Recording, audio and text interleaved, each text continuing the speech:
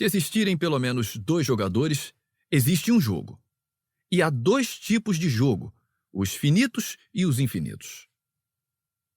Jogos finitos são disputados por jogadores conhecidos. Eles têm regras fixas e um objetivo de comum acordo, que, ao ser alcançado, encerra o jogo. O futebol, por exemplo, é um jogo finito. Todos os jogadores usam uniforme e são facilmente identificados. Há um conjunto de regras e lá estão os juízes para fazer com que tais regras sejam respeitadas.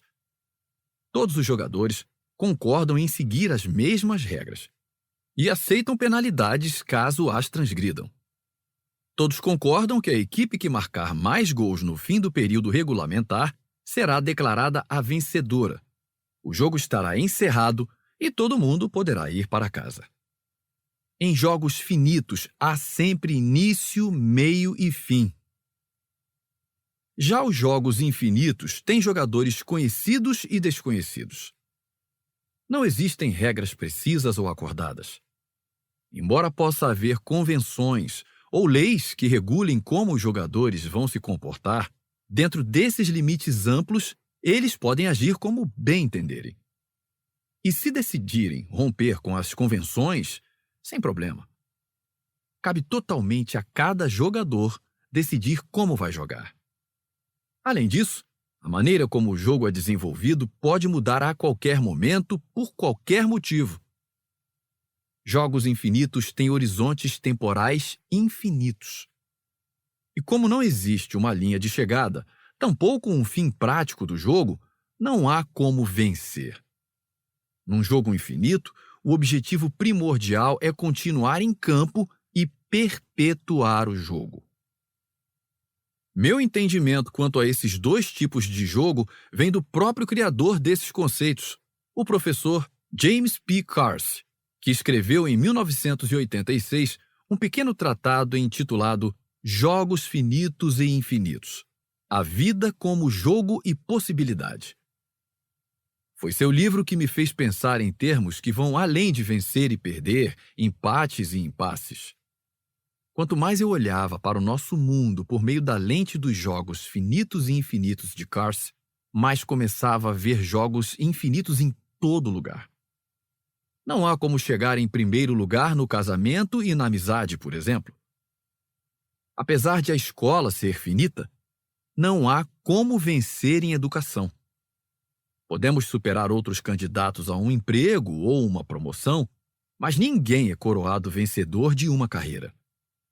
Embora nações possam competir em escala global com outras nações por território, influência ou vantagens econômicas, não há como vencer a política global. Por mais bem-sucedidos que sejamos em vida, nenhum de nós será declarado o vencedor da vida ao morrer. E certamente não há como vencer nos negócios. Todas essas coisas são jornadas, não eventos. No entanto, quando ouvimos a linguagem de muitos de nossos atuais líderes, é como se eles não conhecessem o jogo de que estão participando. Falam constantemente em vencer. Estão obcecados em derrotar seus concorrentes. Anunciam ao mundo que são os melhores. Declaram que têm como missão ser o número 1. Só que em jogos sem linha de chegada, todas essas coisas são impossíveis. Quando somos líderes com uma mentalidade finita num jogo infinito, temos todo tipo de problema. Os mais comuns são o declínio da confiança, da cooperação e da inovação. Por outro lado, liderar com uma mentalidade infinita num jogo infinito nos faz avançar em uma direção melhor.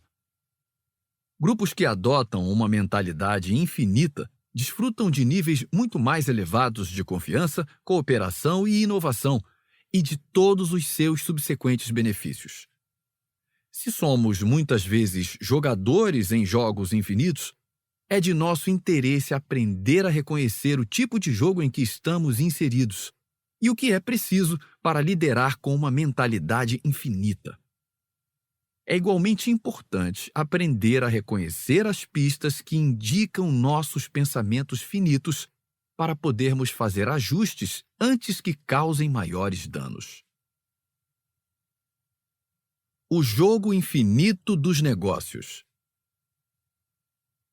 O jogo dos negócios se enquadra na definição de um jogo infinito. Não conhecemos todos os jogadores e novos jogadores podem entrar no jogo a qualquer momento. Todos os jogadores estabelecem as próprias estratégias e táticas e não há um conjunto de regras fixas com as quais todos concordaram, a não ser a lei, e mesmo esta pode variar de acordo com o país. Diferentemente de um jogo finito, não há um momento pré-determinado para o início, o meio ou o fim dos negócios. Embora muitos concordem com certas margens de tempo para avaliar o desempenho em relação ao dos outros jogadores, o ano fiscal, por exemplo, elas representam marcos dentro do curso do jogo. Nenhuma marca o fim do próprio jogo. O jogo dos negócios não tem linha de chegada. Apesar de estarem em um jogo que não tem vencedores, é grande o número de líderes que continuam jogando como se fossem capazes de vencer. Continuam a alegar que são os melhores ou que são o número 1. Essas alegações se tornaram de tal modo lugares comuns que raramente, se é que alguma vez, paramos para realmente pensar sobre quão ridículas são. Sempre que vejo uma empresa alegar que é a número 1 ou a melhor, gosto de procurar as letrinhas miúdas para saber como seus gestores escolheram a métrica que lhes convém.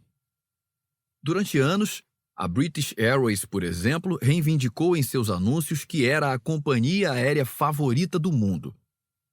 A companhia aérea de Richard Branson, a Virgin Atlantic, entrou com um contencioso na autoridade britânica para padrões de publicidade, ASA, alegando que essa reivindicação não seria verdadeira com base em pesquisas mais recentes. A ASA, no entanto, permitiu a permanência do anúncio, pois a British Airways transportava internacionalmente mais passageiros do que qualquer outra companhia aérea. Favorita, do modo como a palavra fora usada, significava que sua operação tinha grande expansão, não necessariamente que fosse a preferida dos passageiros.